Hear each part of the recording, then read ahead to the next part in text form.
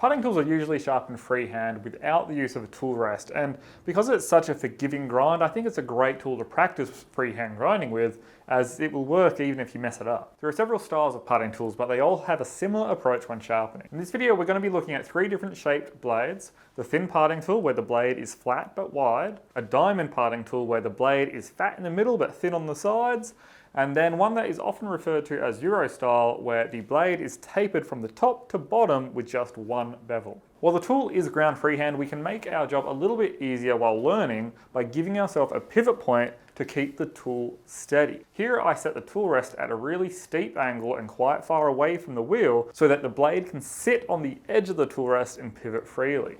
For thin blades like this one, you typically only sharpen the shorter bevel so that the cutting edge is kept low on the blade. Gently approach the grinding wheel, aiming the tool to engage just above center line of the bevel. By engaging high, then lowering the tool into place, it will ensure that you don't catch the cutting edge against the stone, which can be quite a bad thing. If you're grinding a tool that doesn't have the same hollow grind as your wheel, just aim to keep the center of the bevel on the stone until the grind comes up to the cutting edge. Once you can see a burr forming on the cutting edge, you know you are nice and sharp.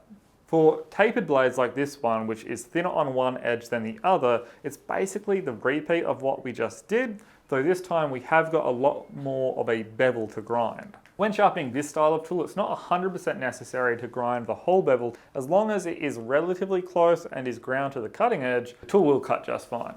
The last profile is the diamond tip. This is a little bit trickier as we have multiple faces to grind and they all need to meet in the center to ensure the cutting edge is at the thickest part of the blade, but with a bit of practice it's not too hard. Working one bevel at a time, anchor the tool on the pivot point and then gently engage the wheel just like before. Grind the tool while watching the cutting edge remains in the center of the tool. Once one side is ground, flip the tool and repeat on the other side. Ideally you'll get 2 bevel angles matching perfectly, but like I said earlier, this style of tool is very forgiving with its grind and the tool will work just fine regardless. The one thing you need to nail on the head is getting the cutting edge to meet in the thickest part of the blade, otherwise it will create a lot of drag and friction when cutting. With that, we now have 3 sharp parting tools that are ready to be put to use. That's it for this video, so like always, thanks for watching, and if you are interested in any of the products shown in this video or any of our other products, links will be in the description below. It would be greatly appreciated if you would hit that subscribe button and maybe leave a comment below. And like always, we'll see you next time.